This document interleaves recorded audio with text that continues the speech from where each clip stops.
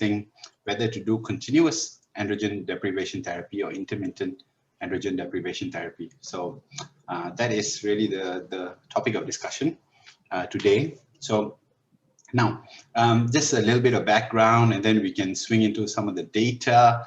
Not much of data on this, interestingly, actually. So it's really an evolving topic. And I'll just do my best to summarize what we have up to date, which is really not bad. The kind of this looks at evidence up to about August 2020. So really, it's quite up to date in terms of trials and other research that has been done into this particular area. Now, we know basically that androgenic stimulation is what drives prostate cancer progression. And androgenic stimulation is largely caused by testosterone, which is produced by the testes.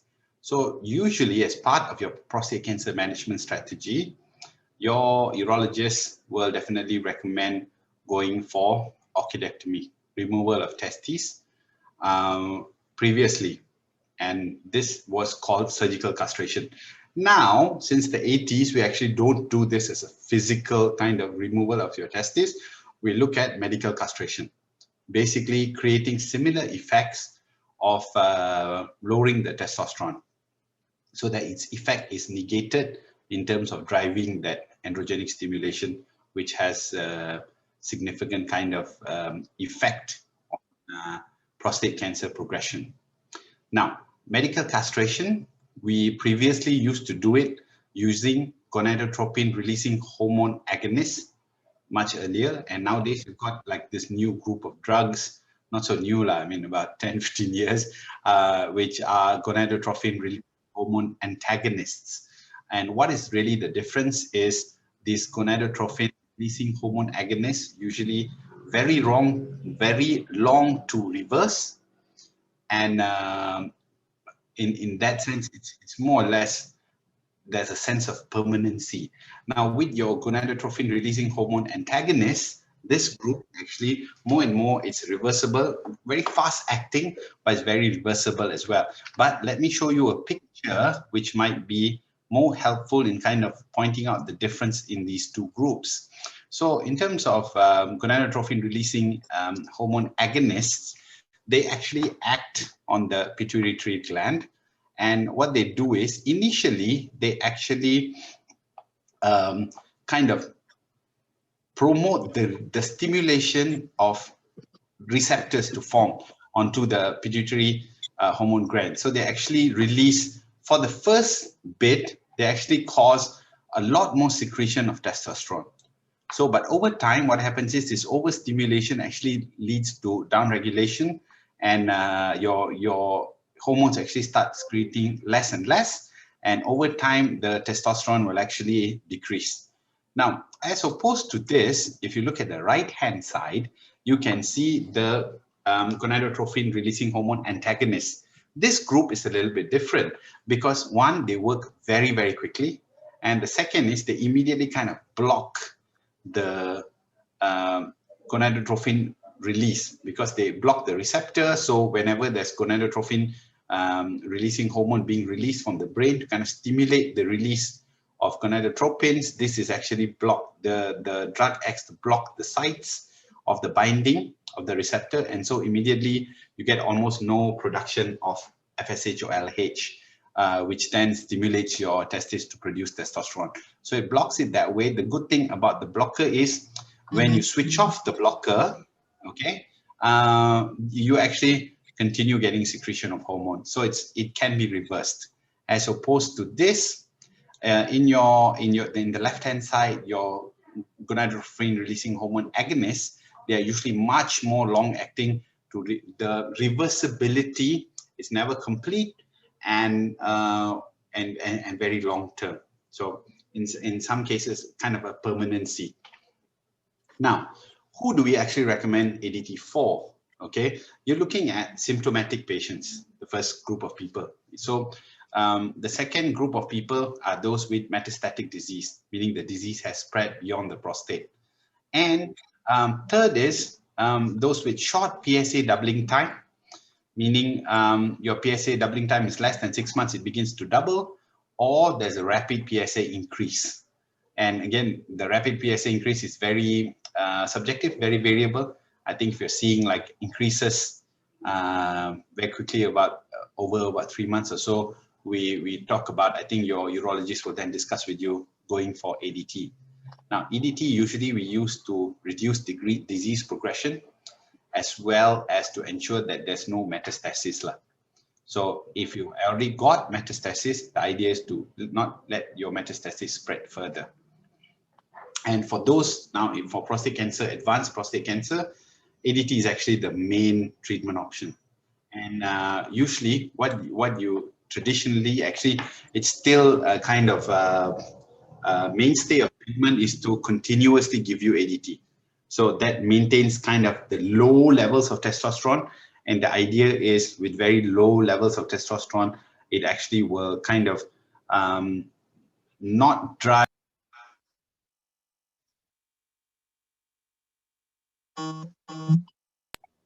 Oh, okay. Okay, can hear, yeah? Sorry, somebody, I just got muted. Okay, that's fine. It seems to have unmuted now. Okay, now what now continues to happen with ADT is you continue giving ADT, and the idea is so that your disease won't progress, right? But in actuality, we know that after an extended period of time, sooner or later, the disease becomes castration resistant. And when it becomes castration resistant, really then there's the value of actually keeping on ADT is very mixed, and that's another story for another day. But generally, what we still do is now, even after you start seeing castration resistant disease, meaning disease progression despite chemical castration, we still continue with ADT. Okay, now, what is, where are we on this?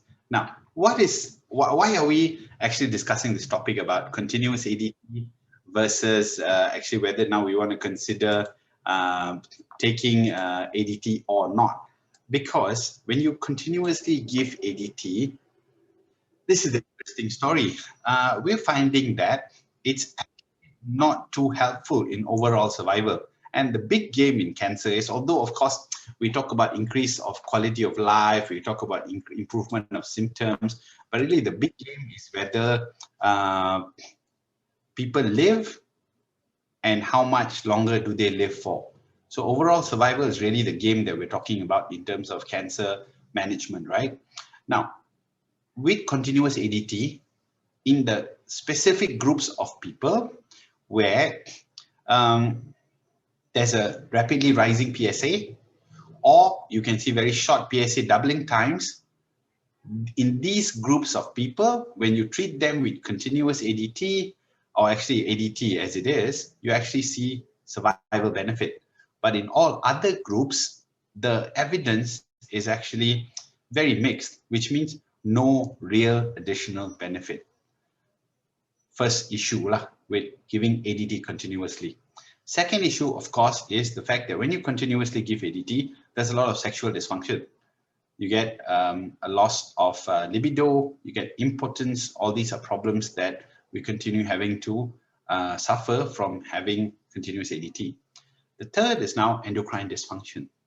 Now, and this is a little more complicated because sexual dysfunction is, I mean, again, I am not I'm not a proponent of like, oh, older age sexual dysfunction is not as important anymore, because a lot more people are living well into their 90s, into their 100s. And I think it's very unfair for us to kind of arbitrarily determine that, oh, you know, above 60, 65, sexual function is no longer so important for you. That's kind of, I think, a very unfair statement and an unfair call to make. So like I said, for me, I consider sexual dysfunction as an important side effect that people suffer from. But endocrine dysfunction is, I think, not even something that's arbitrarily discussed. Endocrine dysfunction has overall survival effects because endocrine dysfunction, when you start taking ADT, you get a lot of disruption of your endocrine system, and the effects that you can see are weight gain, increased fat, gynecomastia, basically male breast tissue development, metabolic syndrome, and ischemic heart disease, as well as it really predisposes you to get a stroke or diabetes as well. So it actually increases quite significantly your risk of dying from cardiovascular disease, picking up diabetes, or getting a stroke, right? And all these are the kind of side effects of you continuously being on ADT. So everybody began asking this question, clinicians, is whether really is the benefit worth the risk? And then, which is why we start talking about whether is there any way that we can pulse the therapy. I can put it on for a while, take it off, put it on for a while, giving the benefits, okay, that ADT confers, which is keeping your androgen kind of drive low and not pushing up your PSA, but at the same time reducing the risks of this continuous ADT, which is all your cardiovascular risks, largely lah, okay, and of course reducing other side effects including sexual dysfunction. So that is the question that kind of spurred people to start working on this axis. So we start talking about intermittent ADT. Okay, so who can consider intermittent ADT? Basically, intermittent ADT is people with favorable PSA response. When you say PSA favorable response, meaning you already have very low levels of PSA. For them, whether or not you have symptomatic improvement on ADT, you can start maybe trying to give them cyclically. So that means you don't give them all time, every time. We put it on for a while, take it off for a while. Now the working idea is, if given intermittently, the effects of ADT are reduced. And that's really why we want to consider IADT, intermittent ADT. It's because we hope to reduce the kind of negative side effects of continuously giving ADT, provided we monitor disease progression. Also, very interestingly, and there's, like I said, the evidence is quite evolving on this. Early trials actually pointed out that when you actually put on intermittent ADT, it may actually delay the time to castration resistance. So as opposed to you put on continuous ADT, and I was telling you earlier, what happens is after an indeterminate period of time, it will become castration resistant, the malignancy, right? But early trials began to point out that, we may be buying more time when we start patients on intermittent ADT. So the idea, again, which is why we start looking at putting this on for certain patients, and how well can we do with it. That began to be the idea.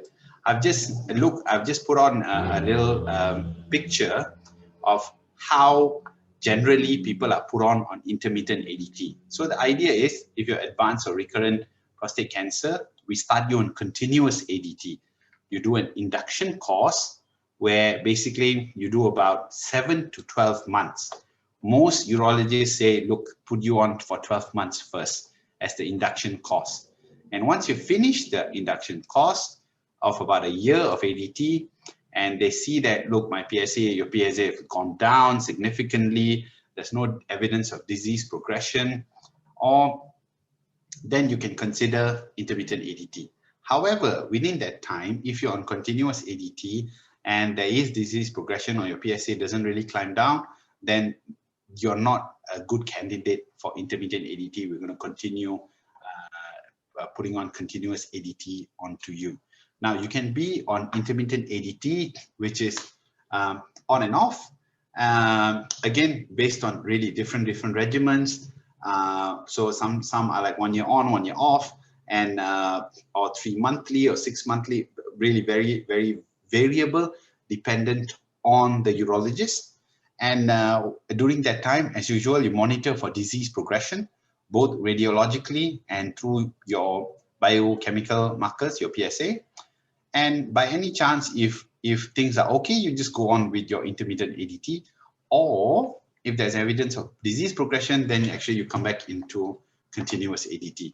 So now, what are we talking about in terms of intermittent ADT? Why? Which drug seems to be good, or which drug seems to be additionally advantageous? Interestingly, all drugs show similar effectiveness for the group. Any of your gonadotrophin releasing hormone antagonists all seem to work. Your goserelin, your triptorelin, buserelin, leuprolizumab, cyproterone acetate, all these seems to work with this idea of being given intermittently. Now, who is suitable? Like I was telling you, basically these are you go on about 7 to 12 months of continuous ADT, and after that you see the PSA levels. Okay, with people who have new metastatic disease, okay, then you look at PSA levels below 4, below 1, or below 10. Different studies, yeah, there's just different studies with different levels, but generally below 4 is the kind of gold standard that people are looking at. So if you're in this stage of disease, you have new metastatic disease, very non-progressive, your PSA levels after about a year of continuous ADT is less than 4, you can actually consider, you can be considered as a candidate to be given intermittent ADT. The second is the group of with relapsing disease, people who are having recurrent disease. With recurrent disease, we actually want PSA levels super low if you want to be considered for intermittent ADT. And if there's a drop for people with no metastasis at all, really, if you're looking at a drop from baseline PSA more than 50% or more than 80%, more than 90%, all these are various thresholds at which to consider going in for intermittent ADT. Generally, the gold standard that a lot of studies seem to be looking at is if there's a drop from baseline PSA more than 80%, then you're a good candidate to actually consider to be used on intermittent ADT. Now, when you're on intermittent ADT, generally, how do you follow up? You clinically review, you do a PSA every 3 to 5 months, and if there's a PSA increase, it's the same as if you're on continuous ADT. You start looking at doing a PET scan or a gallium scan or a CT or a bone scan. Now, if your PSA actually rises above 10, then it's usually a kind of indication that you need to actually reinitiate or like go back on to continuous ADT. Now, at the same time, of course, as with continuous ADT, as with intermittent ADT, you actually go on, you still look at your bone mineral density, you look at your metabolic risks, and you try to optimize, improve your CV risk, your cardiovascular risks, your obesity, your metabolic syndrome, so on and so forth. Now, this is the kind of big paper. It's from Nature. If you notice at the bottom of the slide, there is that reference as well. So you can go ahead and pick it up if you want to read the whole paper. And this is the most updated review paper, which shares you with evidence up to, I think, the most recent years. And it also tells you about new studies. I'll talk to you about some of the shortcomings in terms of IADT, in terms of intermittent ADT, and what are those. Now, these are the trials that they've actually carried out, looking at people. There's a group of people on continuous ADT therapy. There's a group of people on intermittent ADT therapy. And so this first group of trials looked at locally advanced or recurrent non-metastatic prostate cancer. So prostate cancer which had not advanced into other areas, yeah. And in this set of people, 3 big studies were run. The first was the PR7 study. It's in 2012. So it's basically people who got disease after this recurrent disease. They had a relapse after radiotherapy. The PSAs started climbing up. So you had more than PSA more than 3. They enrolled you onto the study, and the 2 groups, 690 people were on intermittent ADT therapy, and 696 were on continuous ADT therapy. And PSA on treatment generally was lower than 4. Induction for about 8 months, and off treatment, you had PSAs which didn't generally climb off more than 10. So they looked at how long these people could actually do on and off. And in terms of they followed up the patients for about 6.9 years on average.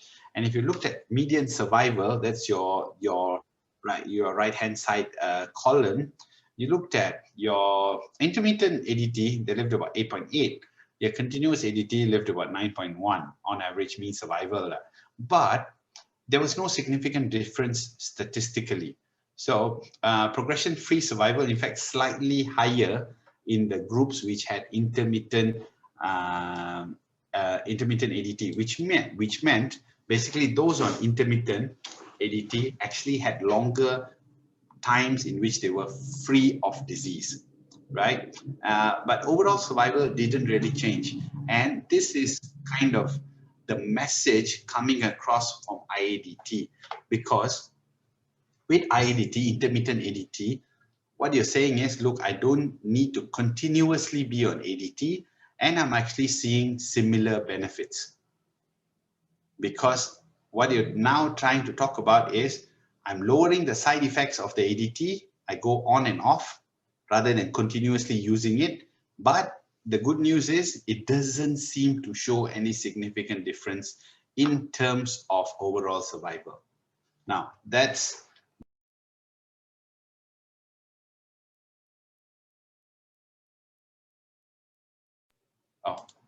sorry, I just got muted again. Okay. Okay, now second study, Iceland study. This is 2016, slightly new as well. This is also looking at non-metastatic disease, people with non-metastatic prostate cancer. And this was looking at a slightly more higher value of PSA when people went into the study. So this was a group of people whose PSA was greater than 5 when they started. What is this? When the intermittent ADT group, about 340 people, the continuous ADT group, about 360 people, induction about 6 months. Yeah, I remember I was telling you that generally we talk about an induction period where everybody is on continuous ADT for about 7 to 12 months. The earliest set, the PR7 study, if you notice, they were on induction for 8 months before they actually went into the 2 arms of IADT or continuous ADT. This study, the Iceland study, they actually went into induction for 6 months only. And then, and technically, I mean, very technically, this is a group with much higher PSAs going in, but they had good results as well. What was interesting is the median follow-up for about 18 years as yet. So this is actually a running study, but the preliminary data from this study is actually showing no significant difference between IAD and CAD. Again, as I was telling you, the Iceland study, which continues to run, the kind of at present reporting shows you that the groups that were on intermittent ADT versus the groups that were on continuous ADT, no significant difference in terms of overall survival. Third study, and this is also in a group of people who are locally advanced disease or metastatic disease. Locally advanced metastatic disease, which means local metastasis, yeah, did no distal metastasis. In this group of people, so you can see the variability in terms of PSA. You can see people from about 4 to people who had a value of about 100, but they still were enrolled into the program. And you looked at an induction period of only about 3 months, right? And within this group, you looked at 460 people in the intermittent ADT group, about 450 or odd people in the continuous ADT group. Also, again, looking at overall survival, and the IAD group did slightly better in the sense that they actually lived slightly longer, about 6.6 years in terms of a median, and in terms of continuous ADT, about 6.25. Again, not really statistically significant. So But for like I said, for the proponents of IADT, that's really good news, because now with a lot less medication, you're taking it on, you're reducing my side effects, and I seem to live about the same time as those who were on continuous ADT. And in fact, there's a little bit more of a kind of overall survival benefit, which is documented from people on IADT, intermittent ADT. Yeah. Okay. Now we're looking at another study, and this is also for the same kind of pocket of group. If you notice, this is the Southern Europe Uro-Oncological Group, the SEUG, SEUG. The previous study was also SEUG, but this is 9901. 9901, actually, they used a different drug. 9401, they used a different drug. So which is why the trials were different. And if you look at that, in terms of local advanced or even metastatic disease, so these were people who were having local disease, right, without metastasis. And in this set of people, you looked at about 300 odd in the intermittent group and 300 over, it's very similar numbers in the continuous group.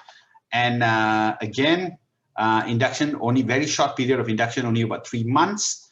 And PSA, looking at the survival, your PSA at the end of induction was less than 4, or reduction of 20% from the baseline. And then this was the group that was randomized into whether they received intermittent or continuous.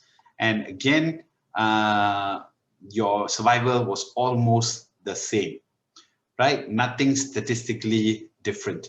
Now, these trials that I just showed you was in the population of people with local disease or locally advanced disease, right? Now we go into so these were people in much earlier stages of disease. Now I'm going to show you some data from other trials, also looking at intermittent versus continuous ADT, but this is in a metastatic population, meaning people who have advanced disease already. And what you're looking at, the TULP study, metastatic one state, smaller study, generally much sicker people, yeah. And these were people who were randomized, as you can see, either to the intermittent group or the continuous ADT group, induction for about 6 months, and their PSA when they switched off the treatment was less than 4, and the PSA on the treatment actually went to about more than 10, more than 20, depending on which where they started, because some were metastatic, metastasis 0, and they kind of progressed as well. So again, we're looking at survival, and survival was not significantly lost. This study has not been completed. They stopped the study. So and as you can see, no real significant median survival difference as well.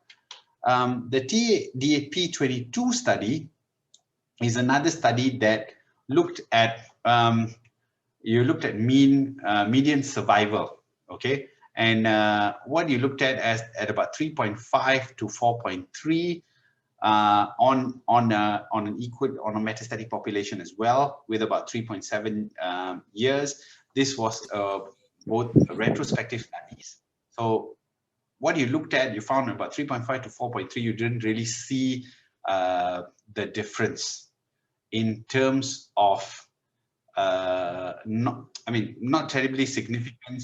There is kind of difference in terms of overall survival numerically, but this apparently did not extend in a statistical manner. Now, this is the biggest clinical trial, your SWOG, and I'll talk to you about this in a bit. SWOG was a trial run on metastatic patients with very strict criteria, your PSA more than 5. You looked at a non-inferiority design, randomized the groups after 7 months of induction to either intermittent or continuous. The PSA when they went after induction was all less than 4, and they followed them up for about 9.8 years. So what you saw was the overall survival also not that significant. So intermittent ADT about 5.1 years, continuous ADT about 5.8 years. So and the difference not significant.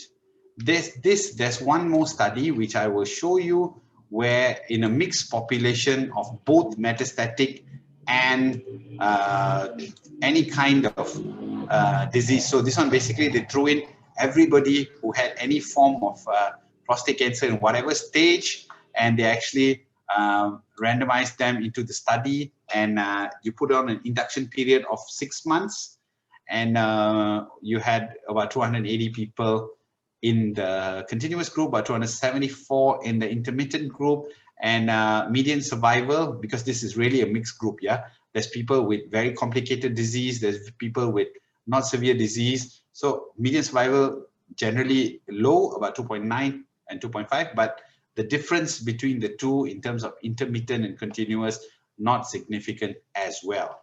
Now, I was talking to you just now, I showed you the data from the SWOG trial, and why is this kind of important? I've pulled out some notes as well. And in this trial, for people who were in metastatic disease, so people who were more ill, yeah, they saw that patients with extensive disease in ribs, long bones, visceral organs, you had mets in these organs, they actually had slightly longer survival in terms of when they underwent intermittent ADT compared to those who went through continuous ADT. Interestingly, people with minimal disease, those who only had a spread into the spine, pelvis, or the lymph nodes, mean survival is actually lower, slightly lower, compared to those with continuous ADT. And in this study, you found that overall, the results still pointed to continuous ADT being slightly better than intermittent ADT. Now, why is this important? Is because then basically we can kind of more or less summarize to say that for those in locally advanced disease, there seems to be good things in terms of going for IADT compared to actually running continuous ADT. But for those with advanced disease, those who have metastasis, CADT seems to be still the favored mechanism of treatment.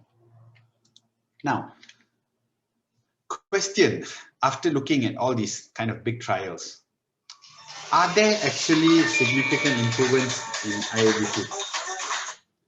Are there significant improvements in IADT? That is really the question.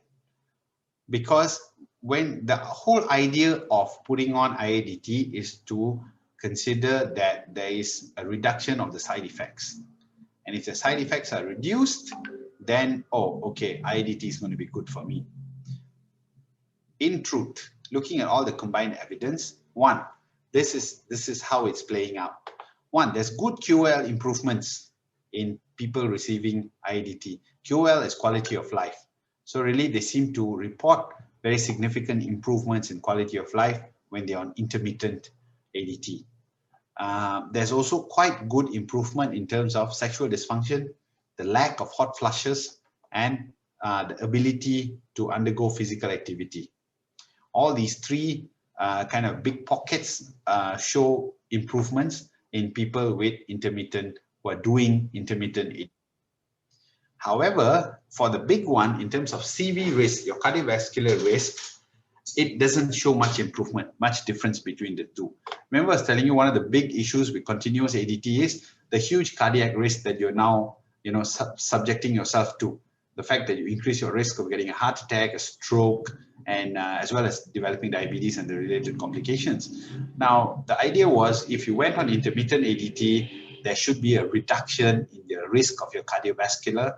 That doesn't really show, and I think that's kind of an important point to consider.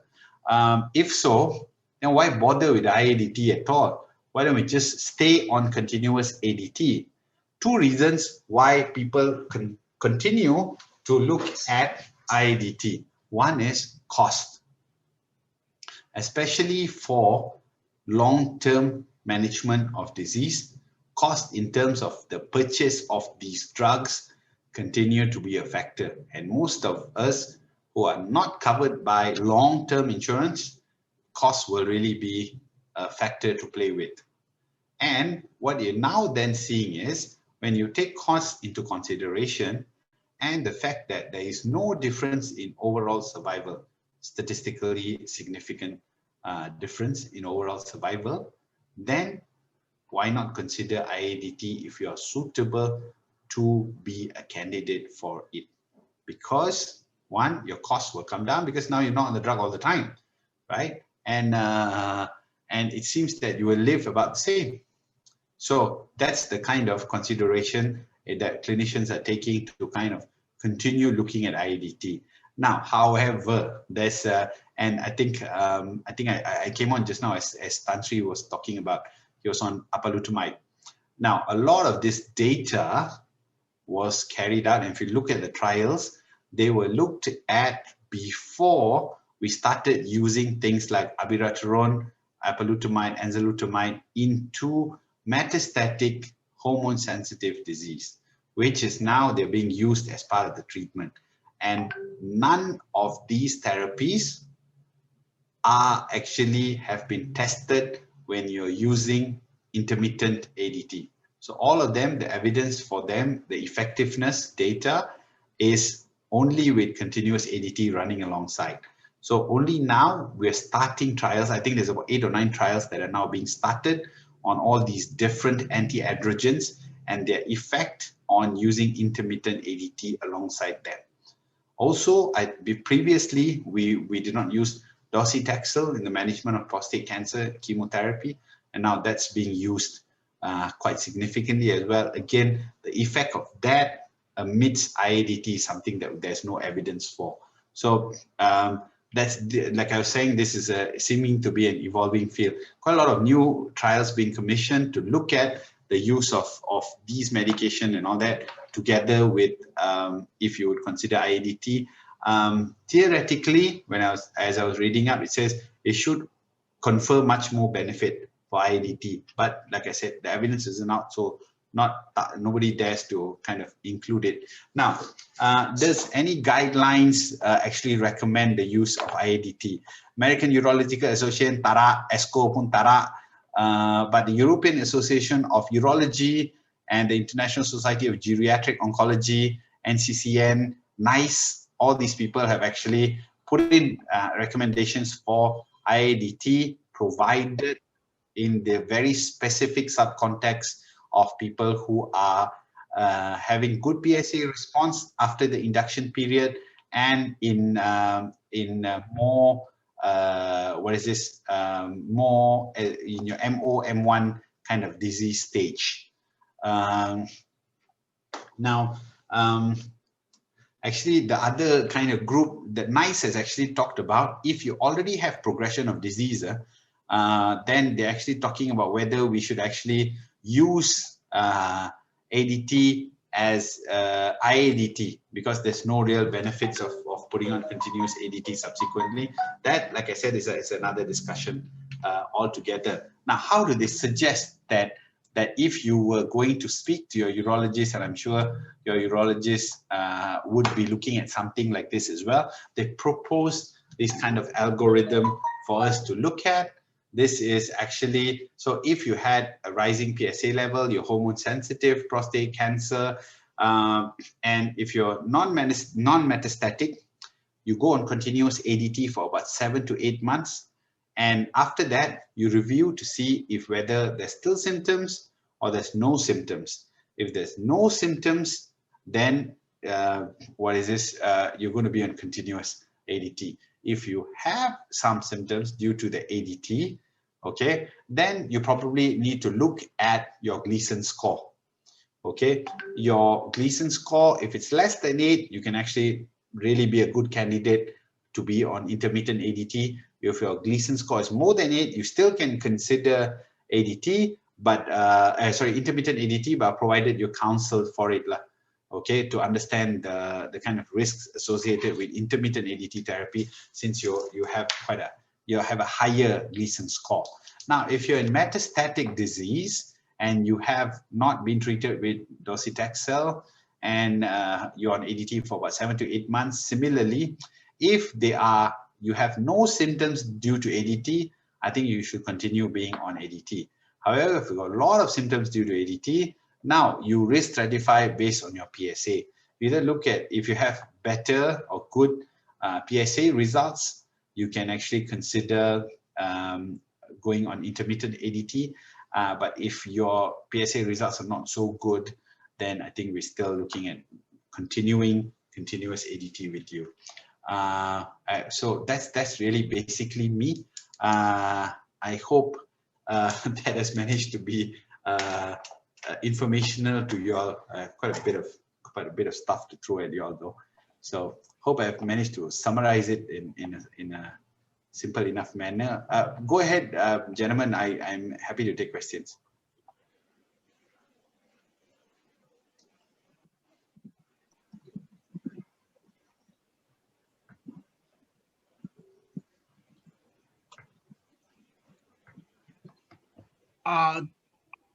Hello, if anybody want to ask any question, with Dr. Murallitharan, can you please unmute yourself? Okay. Can I go first? Yeah. Yeah, please, I'm back please again. go ahead. All right. What is the PSA level if you have stopped using hormone intermittent to go back? Is it 4? Is it 2? Or is it 6? So if you look, sir, what they're saying is, as you review your when you're intermittent, as you review, if you start seeing your either your PSA climbing back, okay, to generally the cutoff is more than 10, you restart continuous. But in some cases 10. But if you see doubling of your PSA time, I mean I see that evidence tells you really then you just go back on continuous ADT as well. So it's again variable with how risk averse your urologist is as well. There you see they say reinitiate if your PSA rises above 10, then you switch back to continuous. But I also see quite a bit of evidence where they say if the urologist is kind of less risk, doesn't want to be so gung-ho about it. If you start seeing your PSA doubling, I think then it's time to reinitiate continuous ADT. Yeah. Okay. Another question I think posted by Zach. He said, look, if the studies seem to be short, how do we determine the overall surviving time, OS? Since the study so some are long studies. Some they actually have how to say intermediate endpoints, after which they actually use computer modeling. Oh, I see. Yeah. So meaning that after a certain number of people have died, they actually don't wait for the entire cohort to die. They actually can already calculate model using computer modeling. Okay, may I ask Dr. Murali? Hello, yes, sir. Dr. Murali. Hello, hi, sir. No, I understand this hormone therapy has got 2 or 3 levels, but most of these are not curative. They are actually preventing the spread. So actually, correct, yeah, it's not curative, or it doesn't kill the cancer cells, but will it run the risk of the cell being occult, spreading to other places while doing the hormone therapy? What is your experience? Sorry, sir, I didn't get the last part of the question. Sorry. What did you mean, sir? Meaning? Yeah, because the cancer may be occult.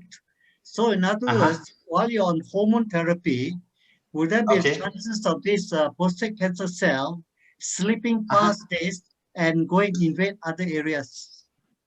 Sir, that's exactly the problem that happens, sir. So whether or not you use, we know that if you don't put on the ADT don't use androgen deprivation therapy at all, what happens is you get you get the male hormones, your androgens, actually start to drive very quickly your prostate cancer cells to divide and grow and metastasize as a result. Okay, so you use your ADT to actually suppress that lah. So, but you're absolutely correct in the sense that this is not curative; it's preventive. Yes. Right. Okay, but despite you putting the ADT on, sooner or later it only lasts for a certain period of time, you know. Yeah.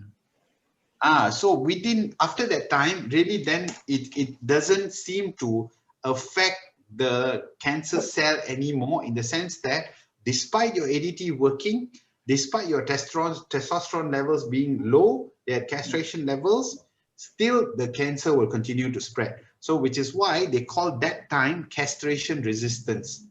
So the time that it takes to reach castration resistance is very different for a lot of people. Some people enjoy very long periods of dormancy, where you never go into castration resistance. Other people have shorter times. Okay, I think did Albert and Stephen, did you all compile all the questions? Or I saw that Albert have asked a few questions. Can you shoot Albert? Albert Liu. Yeah. Dr. Murali. Yes, sir. I can't see the chat. Oh, sorry. Oh, because it's on full screen, right? I can't see the. Shall I stop the share? And yeah. Stop the full screen. Yeah. You please share. Dr. Murali. Okay. Is there any trial showing that whether intermittent or continuous ADT will give us the longest time for hormone sensitive before we turn into castration resistant? Resistance. So that is, I think, the early trials showed that, but the moment they did more rigid, like randomized control trials, longer periods of time, there seems to be that benefit is not visible, sir. So it means that whether we go on intermittent or we go on continuous, the years of hormone sensitive is the same. Yeah. The years of hormone sensitivity seem not to be affected. Okay. Either way. And you were saying that there are a few 7 or 8 trials running, running with anti-androgens together with those LHRH. Can you tell us some of any outcomes, any results from those trials? So new trials, sir, if I will share with you, meaning they're all now recruiting, sir, 2021. Oh, okay. Wow. So literally new, belum jalan lagi lah. Belum, okay. So we'll start seeing, I think it's about 1.5 years, 2 years, only we'll start seeing some good data coming back from those trials. Dr. Murali, can we get your contact number, please? Telephone number? I'm on I can type it to you, sir, but I'm also on the prostate cancer group, sir. You can just reach out to me. Yeah, Dr. Murali is in the champion group. Yeah, correct. Yeah, can you mention a number here so that we can write it down? No worries, I already put it for you, sir. Okay, 012. Yeah. Thank you. I have to Zach, find you got something to say, Zach? Hello, Dr. Murali. Thank you for the talk. It's very informative. So I just want to ask you for one clarification. When you say the older study, this older study does not involve patients that have taken drugs like Zytiga, Enza, chemo, and things like that. Am I right to say that? Yes, sir. Yeah. Okay. Thank you. Hello. Okay, go ahead. Which is why Go ahead. we want to wait. Can I ask a question, please? Yes, go sir. ahead. Sure. I'm Tan Keng Hock from Kota Kinabalu. Yes, Mr. Tan, I'm go ahead. 70 years old. I've been on straight ADT since 2015. Okay. And in recent months, from September last year, my PSA was 2.95, so it is now gradually rising. The last test on 14 December was 5.88. So I would just seek doctors' view on this, and whether, and I have to point out that my urologist and my oncologist have all this while been recommending that I'll just continue with my ADT. Thank you. Right. Okay. Sir, what are you on, sir, in terms of drugs, yeah? In terms of drug, I'm on ADT plus Casodex. Okay. So the thing with Casodex is, as I was telling you, Casodex, the newer set of medication, right, they haven't really tested with intermittent ADT. So despite, like, because it looks like your PSA doubling time, to me, like, I mean, from what you're describing, looks like your PSA doubling is starting to increase, right? So it might be a sign of that you're going into castration resistance. And I believe so. I believe so. yeah, and unfortunately, as you can see, there's not much data that your urologist or the oncologist will brandy to actually put you on intermittent. Still, data as it is, with the current set, with the current treatment kind of regimens, do not recommend actually switching to IADT. They don't at all. Okay. Mr. Tan, are you discussing with your oncologist or urologist that you try to go into the next phase on either you go for chemo or go for ABI? I think that will be discussed at the next review, which is next review. Okay. Next month. All right. Yeah, that's fine. Okay, good.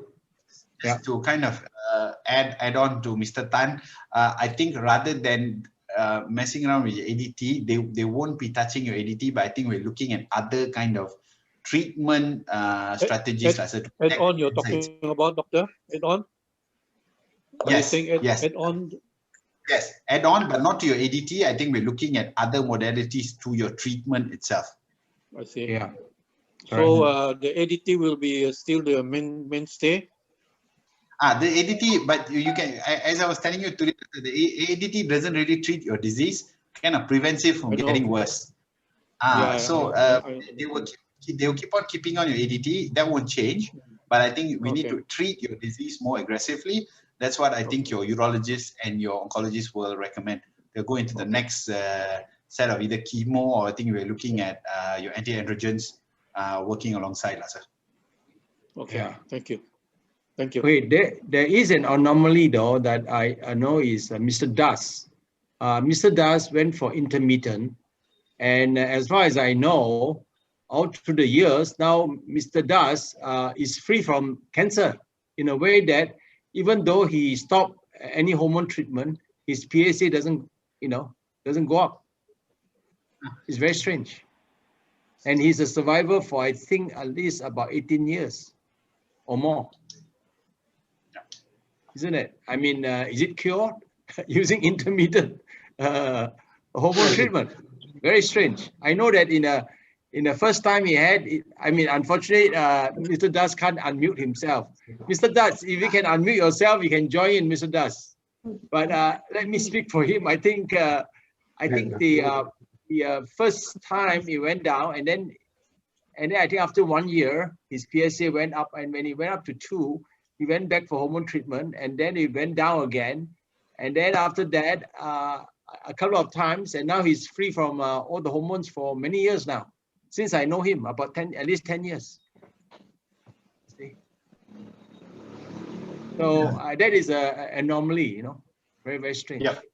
Can I ask another question, Dr. Murali? Okay, please. Okay, we know that by through histopathology, prostate cancer is normally adenocarcinoma, right? Right. Largely, yes. So adenocarcinoma is a slow-growing cancer cell. It is, sir. Is it slower than squamous cell carcinoma?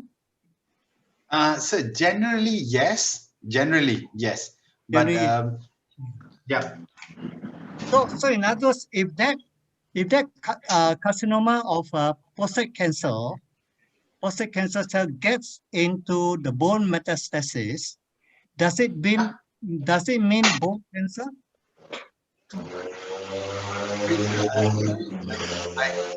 There's somebody with a motorbike. I can't seem to hear the line. So you were saying something about, So it went into. If the adenocarcinoma of the prostate cancer, if it metastasizes into the sacrum, so the sacrum is indicated as positive cancer growth.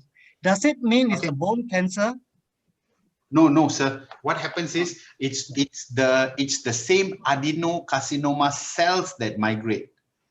So how is the metastasis from that area?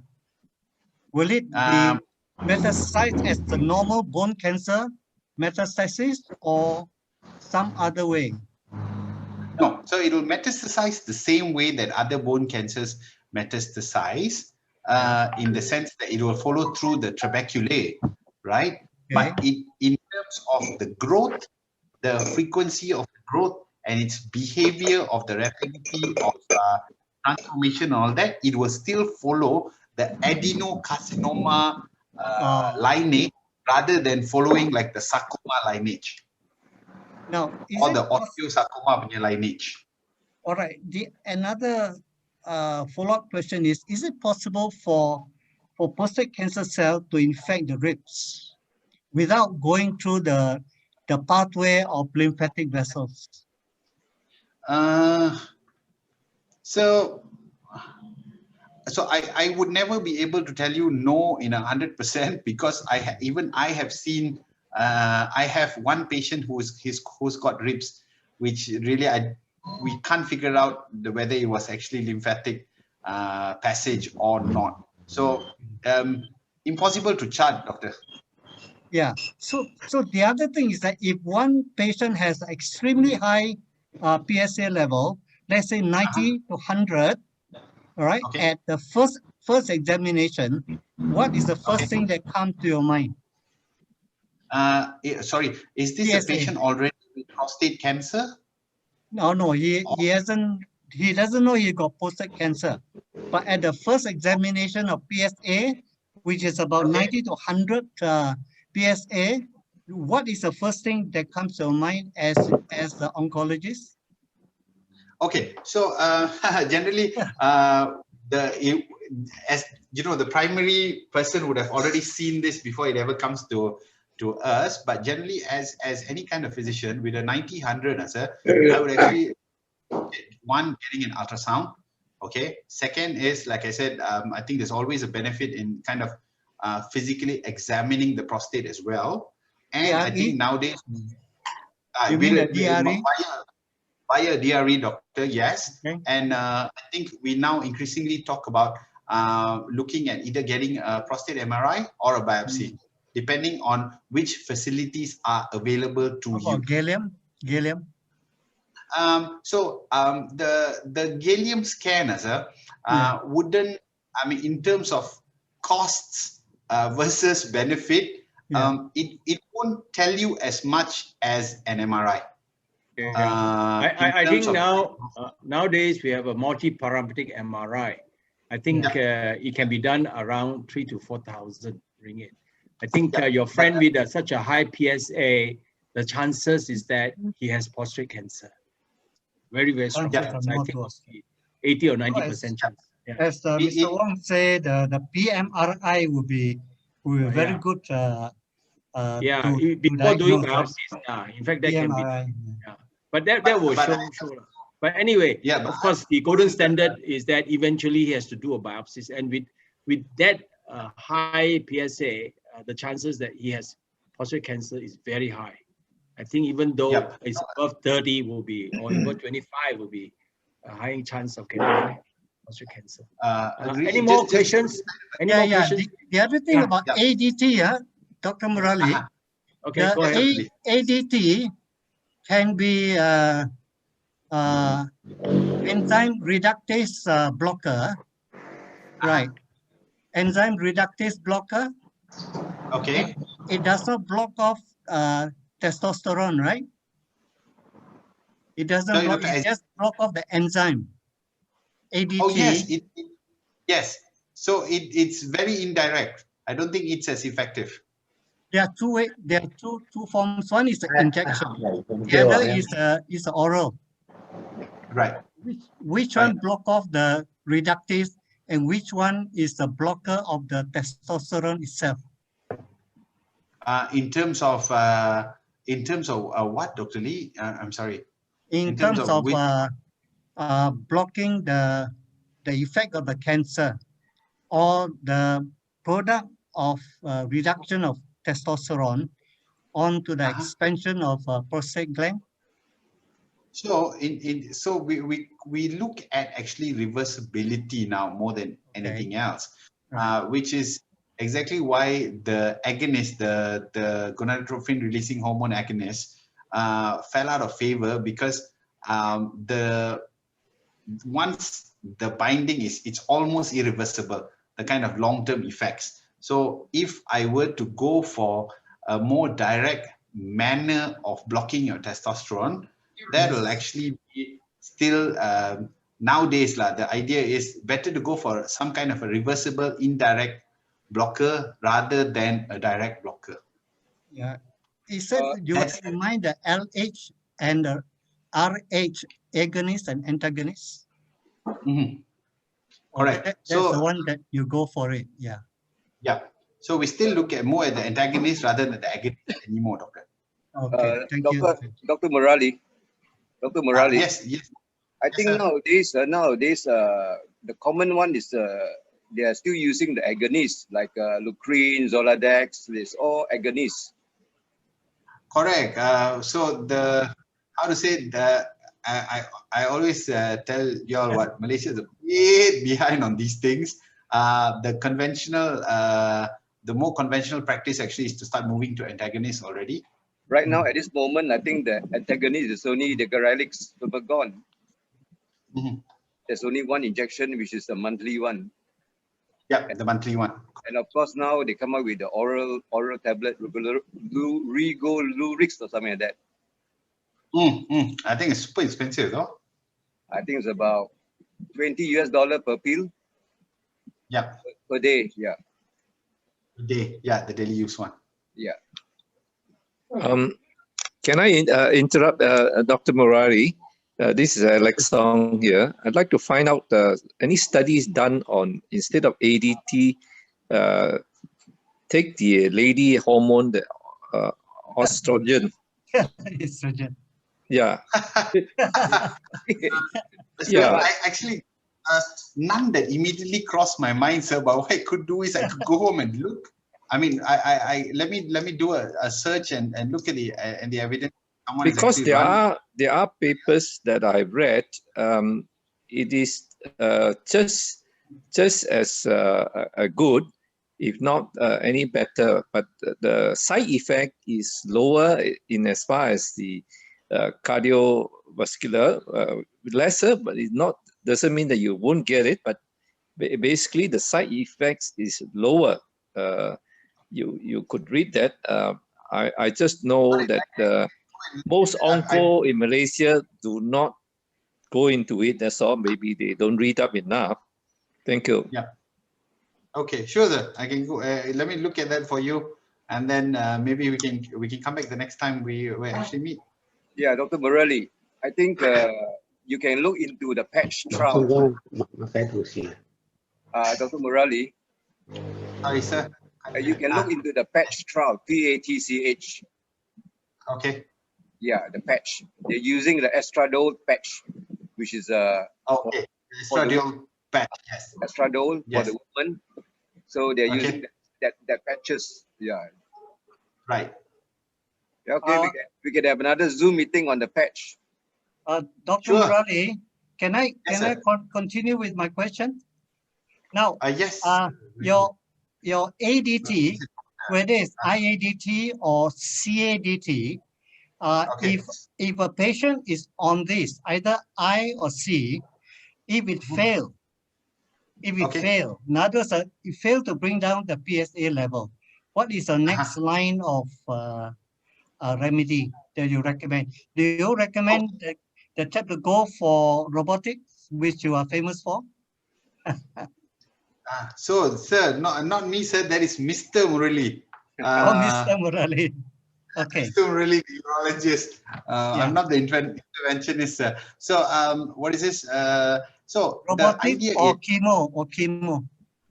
Right. So the idea is, if there's castration resistance,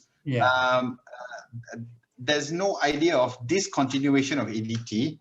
Rather, like I said, and I think we spoke about this just to our colleague from Kota Kinabalu as well, right? Which is the same idea. We start looking at more aggressive chemotherapeutics. Okay. So either we switch on either anti-androgens or we look at chemotherapy. There's quite a few papers that have come up now with the use of docetaxel in as the escalation step further than this. Is it the oral form or intravenous? I think docetaxel is given. I don't think there's an oral form, sir. So intravenous or intramuscular? Doctor is always intravenous. Intravenous. Okay. Thank you. Dr. Murali, do you know of any urologists who will be very good in doing intermittent ADT? So actually, most of the younger gentlemen will consider intermittent ADT, sir, and I think it's rather than based on the urologist. I think all urologists, except I think the very senior ones, they are quite, how do I put this very carefully? They're not quite convinced of the benefits of actually trying IADT. So they say that, no, just stay on continuous ADT. But the younger set of urologists, I think all are open to discussions about IADT. Again, very dependent on your own kind of individual levels going in. Are you suitable as a candidate for IADT? And then they can consider it, sir. All right, thank you.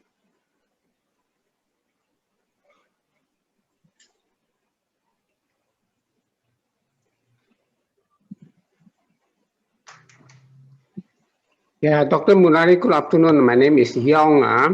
I would like to ask a question. When you just now you mentioned that the sensitivity of the hormone to everybody is different.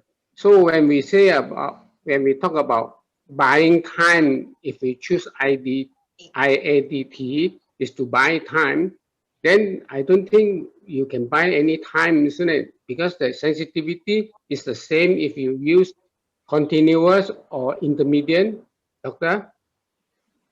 Sir, so sorry, just to kind of clarify, what I was telling is that that was the idea as to why they considered IADT. But the data is actually showing us exactly what you're saying, which is there's no difference actually. It doesn't really buy time. Okay, yeah, okay, yes, I got it. Thank you. Okay.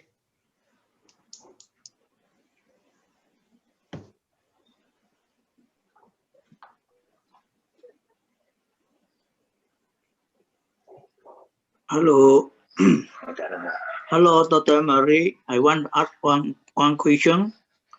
Last year, my PSA, last year September, my PSA 0.4, and then December PSA 0.56, and again 2021 0.71.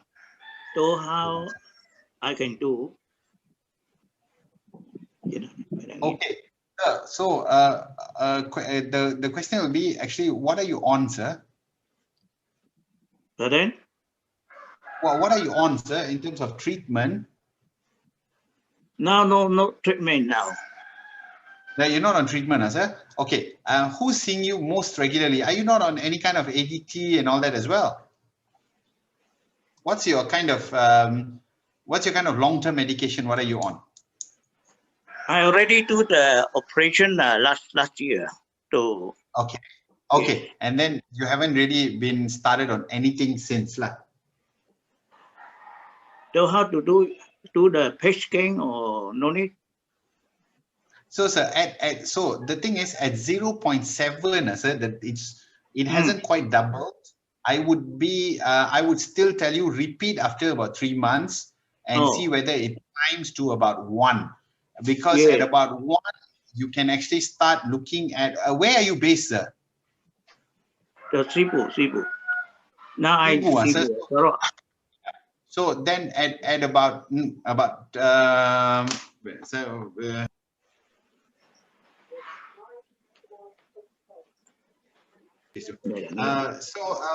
thing is, I'm not quite sure whether you have a gallium scan in Cebu. I don't think there is. But if you don't, PET scan, if it climbs to above 1, sir. If it remains below that, sir, I wouldn't really intervene. I'll still just watchfully wait for it.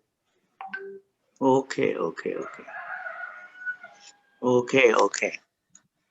it, sir. Okay, thank you. Okay, sir. Hello, Dr. Murali. Yes, sir. Happy Pongal, first of all. Yes, can you hear me? Yes, I can, sir. Well, my PSA was 28 before radiotherapy. And 3 months after radiotherapy, which I had together with hormonal therapy, which was triclorelin, my PSA was 0.13. Now, I know that this is probably a combination effect of both RT and HT. I just wonder how much of it was HT and how much of it was RT, meaning that if I stop my hormonal therapy in 3 months' time, what would be a favorable PSA result be, in your opinion? Okay, so actually any kind of favorable PSA. So first of all, really impossible to determine the individual effects. Meaning how much came from RT, how much came from HT, it will be really almost impossible to determine, because a lot of the effects are synergistic, meaning they work better together and give you a better result than it would individually, which is why they are recommended to be used together, sir. Okay, so having said that, sorry. Would it then be... Sorry, go ahead, please. Sorry, go ahead. Sorry. So having said that, what is this? When you stop your HT, okay, and you're stopping it as per your oncologist discussion, right? Yes, I'm only doing it for 6 months, actually. Okay, so by right after that, you should be actually going into like a low PSA range. So take that as the baseline. Your post-HT PSA levels, and that is the levels that actually you're going to continue to monitor. So if it starts climbing up, what is this? That's when you actually start considering interventions and actually doing something else. Okay, is it natural to expect, or is it normal to expect an increase in the PSA once my HT stops? No, not at all. So the idea is that you have reached kind of disease-free status at that time. That's the lowest PSA that you should be having. And how to say, we monitor, but we hope it doesn't rise, So it's not normal for it to really rise post-HT. It's supposed to be stagnant. The 0.1, 0.2, that kind of rise is non-significant. But any other like a significant rise, like doubling, is actually something we need to be concerned about. We don't want that to happen. You shouldn't be like complacent that if that happens, it's fine, it's just the stopping of the HT. That's not the idea, sir. But the rise in PSA could also be due to BPH.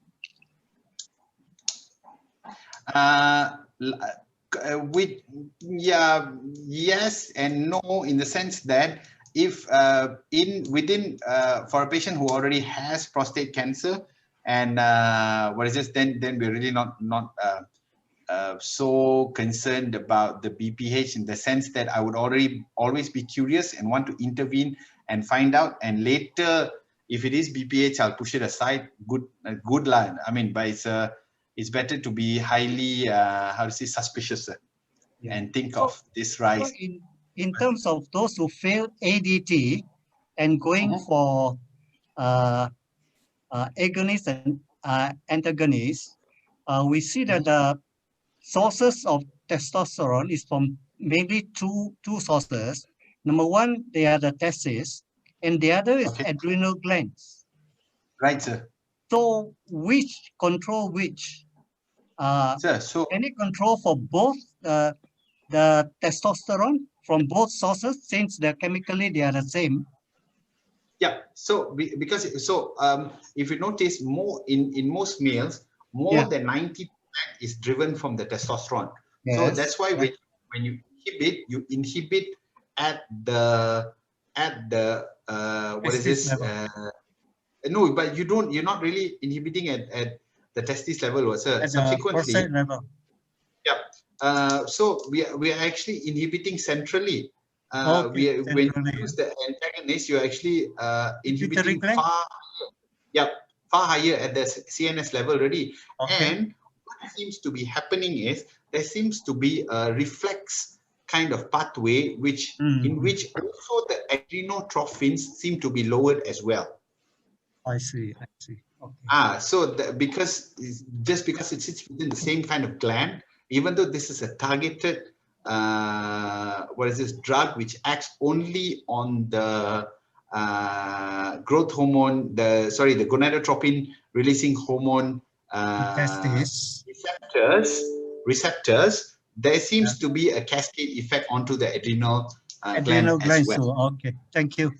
It's just based on the receptor inhibition, right? Thank you.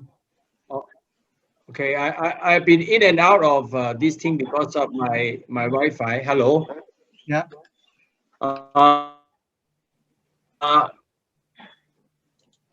I think has something wrong.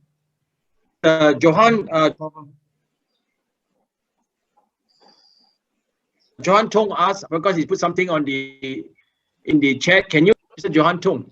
It has Are you already, any other question? Now it's about 4:50. I have already presented the Johan, question. go ahead, Johan. I have already presented the question, and Dr. Murali has already so kindly responded. Okay, that's very good. You. All right. Your phone number, Dr. Murali. Phone number. The chat. Yes, posted in the chat. You're going to have a look. Hey, before you go off, wait, Dr. Ho, Lee, what is your telephone number? Because I don't have your telephone number. Okay. What's the number? 017 639 3075. Okay, because being a microbiologist, I think is very useful for us in future. We may do some research on something, because now, as you know, that we are doing something along that line. Okay. Yes. At least the methodology we can help. Okay. All right. Any more question? If not, then I'll try to put it as a close. Mr. Wong. Okay, go ahead, Albert. Okay, Dr. Murali. Now, after listening to this intermittent and continuous ADT, now I believe that in our prostate cancer, we have two kinds of cells. One is androgen sensitive, and the other one is androgen insensitive. Yes. Right. Yeah. Now, I hold the theory is that we cannot suppress our sensitive prostate cancer cells so much that they all become androgen insensitive. So that's why we should go for intermittent, so that we allow some of the hormone sensitive cancer cells to grow, so that the androgen insensitive cells are kept, at bay, rather than we kill all those androgen sensitive ones, and then the androgen insensitive ones become bigger. Dominant. What do you think? Okay. So I actually, you may be on to something, sir, and like I was showing you from the data earlier, you see in the not so severe disease, you don't see much difference between the IADT and the continuous ADT. But in the severe sets, right, when you actually do IADT, it seems to be much better. They give you actually significant in the subset analysis. Remember that big trial? And in the subset analysis, it actually shows the IADT fellows had a longer survival. So it may be due to this kind of mixed response that stimulated and did not stimulate the different types of cells. And so again, as they look at larger and larger trials, we'll actually get more and more evidence. Okay. Okay. Any more question? If not, we try to draw it close. I don't know whether we have given a proper introduction of Dr. Murali or not. If you all have not, why not I just, if my Wi-Fi not being cut off, if you all don't know Dr. Murali, Dr. Murali is the General Manager and the Medical Director of the National Cancer Society. Okay. And he is undoubtedly the best General Manager in NCSM. And I can tell you, Dr. Murali has given at least 4 or 5 talks to NCSM, to PCSM, prostate cancer. I think a couple either in the support group or like something like this. And to me, you know, Dr. Murali is really a very high capacity person. You know, Albert and myself were discussing, and suddenly Albert just suggested we try to get Dr. Murali to do a study on this. And lo and behold, and he accepted the offer and said, yeah, I'll do it for you. That is really, really, you know, really, I'd like to say thank you very much for taking it up, and really taking a lot of your time, you know, and effort, try to put up this presentation that we appreciate very much. And also, previously has presented, you know, a couple of very useful ones on using metformin and statin and so on to help in prostate cancer patient. So this is not something new.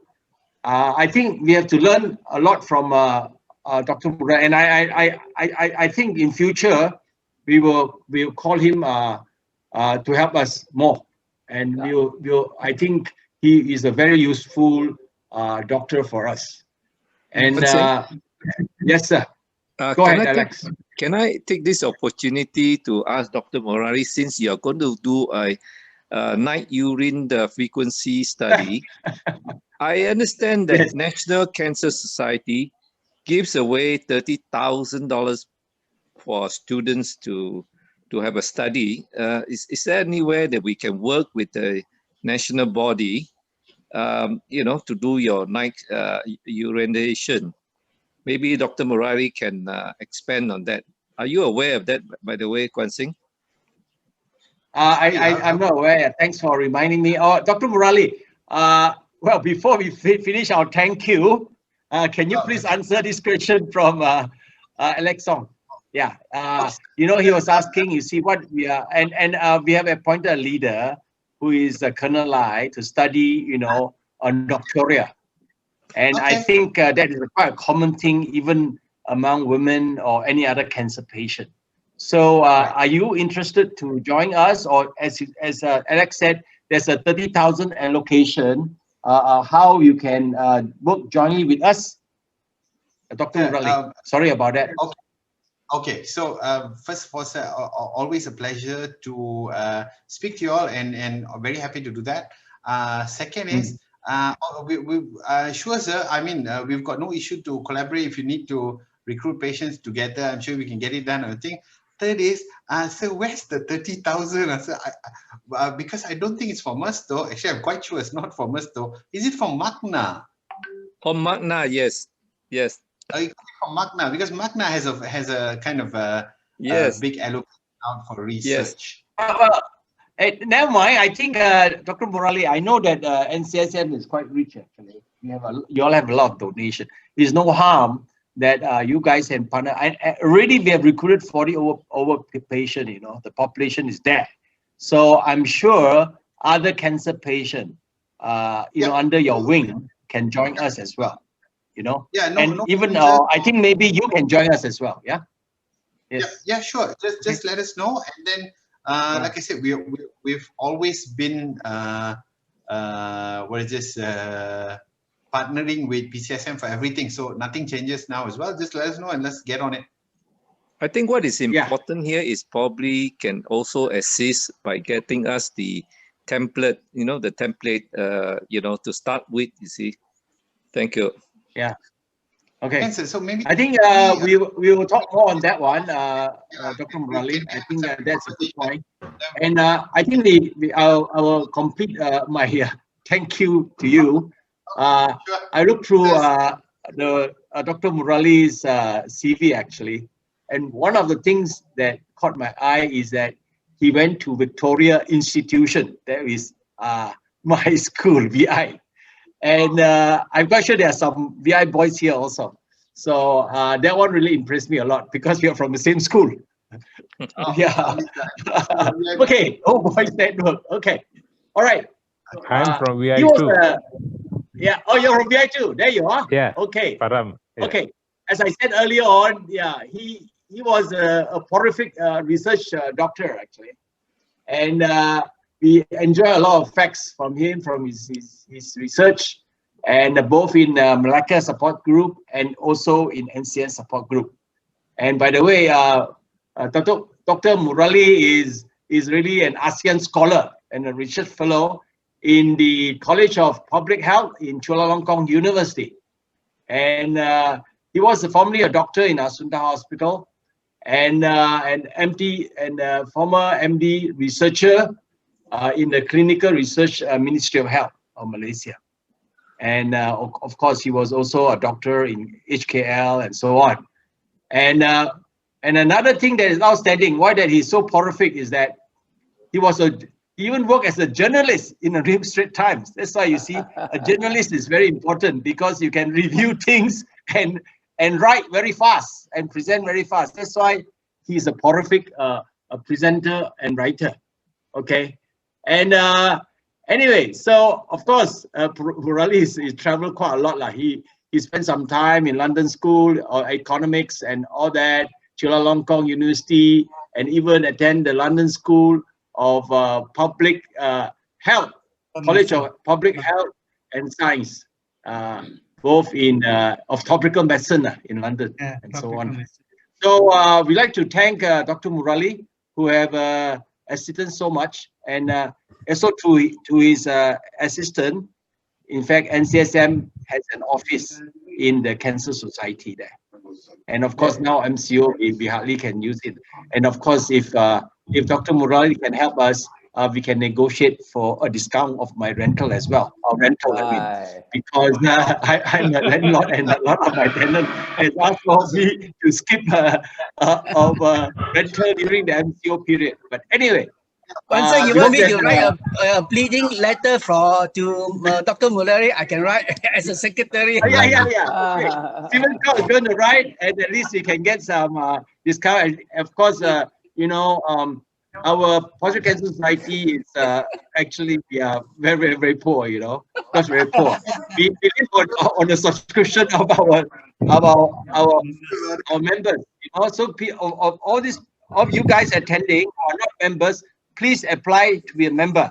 Okay. Send us a form, send us a form. Anyway, send me the form. Yes, I'll do that. Okay, I'll do that. Remember to how are you in any of our chat group? Yeah, not chat group, yes. In the Zoom, yes. No, which chat group are you in any of our chat group? If not, you. I will deal with him. I will put him in the chat group, and we will contact him and so on. I'll post the application form inside. Yeah. Okay. Put me in Anyway, the chat group. Okay. So we would like to show our appreciation to Dr. Murali, who did a fantastic job and very interesting. And the algorithm that he put on is very important. Actually, I look forward now, and I understand that Dr. Murali has also given us permission to post his talk, which is recorded either by Albert or Stephen, and it will be posted into the YouTube under Prostate Cancer Society. If you're interested in other talks by us, but done by PCSM, is all in the chat group. I have a look the talk by Prof. Ong, Prof. Manisa and all that is, if you look at, you go to YouTube and search Prostate Cancer Society, you will find all these talks. And this talk will be in that in, I think, 1 or 2 weeks time. Albert, yeah? Okay. You will post it, right? Okay. Without much delay, I think now we are 4:30 exactly. And we like to show our appreciation, usual appreciation, by giving Dr. Murali, and you can unmute yourself, a big round of applause. Okay, thank you. Thank you. Thank you. Thank you. Bye. Thank you. Okay, Good bye-bye. job. All right. Good job. Okay, Bye-bye. all right, okay. See you guys. Okay. the next All right. Bye. Okay. All right. Thank you. Okay, Jagan. Okay. Yes, good. Good. Now, anybody, unless anybody want to talk about their urine. You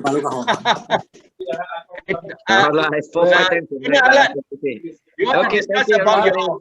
I'm just about to leave. So what do you want me You to want do? to leave?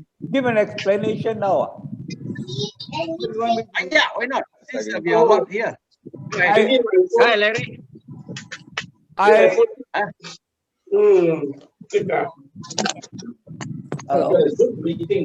Hello, Alan. You go ahead, Alan. So, my internet is not very stable. So you just go ahead, or you prefer the next meeting? There is I think it's a bit. I cannot hear. I think it's a bit too long for us already. I suggest let's have another especially for the studies. Okay. Right. I mean, fair to everybody lah. Okay. Yes. Okay. I think a lot of us have other commitment. So okay, I think now the number is up to down to 36. Okay, I think okay. Have a good evening. And my car, all right. my new car, they go around now. Okay. Anyway, all right. You can. Hello. I think have a good evening and bye bye. Bye bye.